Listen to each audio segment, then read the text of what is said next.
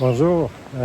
Aujourd'hui, je débute où j'ai terminé il y a 2 jours. Hier, c'était un jour zéro encore. Donc, j'étais en bas au stationnement là-bas quand j'ai terminé avec ma blonde. Là, je suis seul aujourd'hui.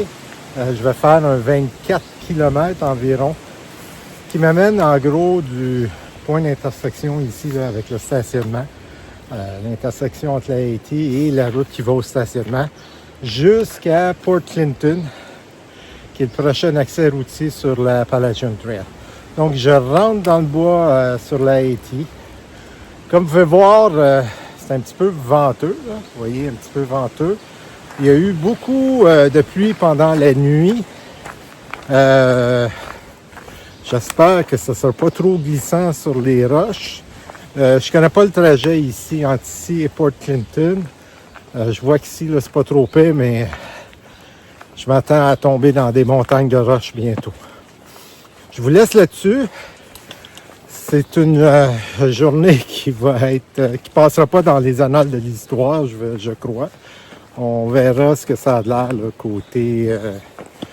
côté paysage et tout ça. Mais avec la pluie, les nuages, je m'attends pas à grand-chose. Mais on peut avoir des surprises. À plus tard. Pendant que le terrain n'est pas trop accidenté et que vous pouvez observer le paysage, j'avais essayé des super feet comme semelle de rando auparavant, là, il y a quelques semaines, dans mes topos. Là, ceux que j'ai fait venir de Montréal, ceux que j'avais déjà, c'est des Soul. SOLE, là, yoursoul.com. C'est fabriqué, c'est une compagnie canadienne, je me souviens bien. Mais ce que je voulais vous mentionner, c'est que mes soles, les semelles que j'ai, sont confortables pour moi. C'est un peu comme des souliers, les semelles, je me rends compte.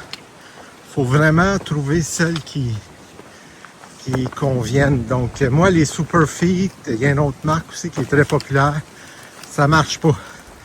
Mais les soles, je vais les garder. Du moins jusqu'à temps que je sorte, jusqu'à temps que je finisse ma nouvelle paire de souliers. Ce matin, comme vous allez le voir, j'ai toujours la vieille paire qui va retourner à Montréal. Je vais la garder parce qu'elle est bonne pour des randonnées d'une journée pour encore un petit bout. L'autre chose que je voulais vous mentionner, c'est que dans mon sac à dos en ce moment, je n'ai que la masse de base, plus mon eau de la journée, plus mon lunch pour la journée. Donc, mon sac à dos est passé facilement de 26 livres plus la nourriture à autour de 16 livres. Il faudrait que je le pèse exactement. Plus ma nourriture puis mon eau pour la journée. Donc, j'ai vraiment juste 17 livres dans le dos. C'est confortable, c'est incroyable. Ça va changer la donne là, dans les prochains jours. Je vous laisse là-dessus parce que j'essaie de marcher vite. Et puis, je suis en train de m'essouffler en légère montée. Il y a beaucoup plu au cours des 3-4 derniers jours, plus la semaine dernière. Comme vous pouvez voir, le sol n'absorbe plus rien. Ça, c'est un emplacement de camping, là. C'était un emplacement de camping jusqu'à temps qu'il y ait un petit peu plus de soleil. Et le chemin, il y a de l'air de ça aujourd'hui. Là, je monte dans le petit ruisseau qui est là. Ah, agréable, mais je me plains pas. J'ai aucune idée si la caméra va rendre justice, là. Mais je voulais vous expliquer pourquoi j'ai les pieds mouillés. Complètement mouillés, c'est ce que le sentier a l'air la moitié du temps. Quand c'est pas des roches, où l'eau est entre les roches et on peut marcher entre les roches, le sentier est comme ça. Là, je marche dans le côté, mais je tombe dans les feuilles mouillées et mes pieds calent dans la boue. Je me plains pas, me plains pas parce que ce soir, contrairement à d'habitude, je vais pouvoir mettre mes bas dans le lavage. Oups, j'ai appuyé sur le mauvais bouton. Oui, je vais pouvoir mettre mes bas dans le lavage et ensuite les mettre dans la sécheuse. Ce que d'habitude, je fais pas. Finalement, rendu à l'étape où de la marde nage dans l'eau. Puis ça cherchera à soir. Je dois être honnête. Il y a quand même des bouts comme ça qui sont agréables. Ça dure le tiers du temps. À date, ça représente à peu près le tiers de la distance que j'ai fait. J'en profite pour regarder pour quelques roches. Je peux aller assez vite. J'arrive à Port Clinton. Je dois passer au travers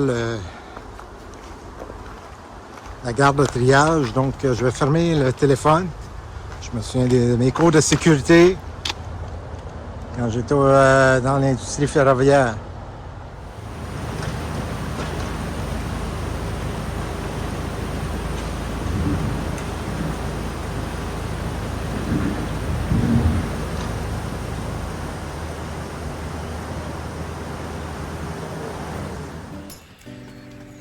Finalement, je me suis rendu à Port Clinton, donc autour de 24 km. La bonne nouvelle, c'est que ce soir, je suis pas dans mon hamac et pas dans l'humidité. Donc j'ai pris ma douche et tout ça. C'est vraiment de la longue randonnée de luxe, là. Il me reste juste demain à faire la même chose et ensuite c'est fini pour 2 mois et demi, le temps que je finisse la AT. Je vous dis bonne nuit. On se revoit demain pour le chemin qui va de Port Clinton à l'abri qui est pas loin d'ici, l'abri de Eckerd. Je vais vous en parler demain matin. On ne vendra pas le scoop. Hein? Je vous dis bonne nuit.